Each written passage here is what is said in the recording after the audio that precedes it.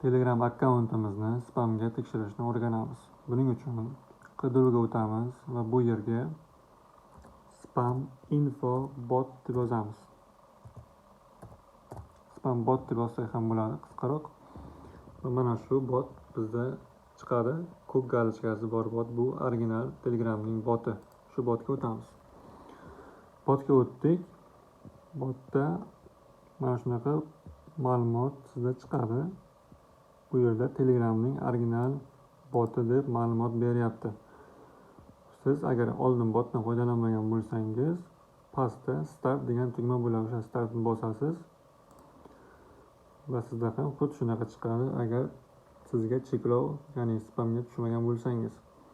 Agar spamga tushgan bo'lsangiz, bundan uzunroq xabar chiqadi va sizda qo'shimcha ma'lumotlar bo'ladi, nima uchun tushgansiz va qachongacha sizga cheklov o'rnatilgan. Xuddi mana shu botdan bilsangiz bo'ladi. Ya'ni bu spam info bot.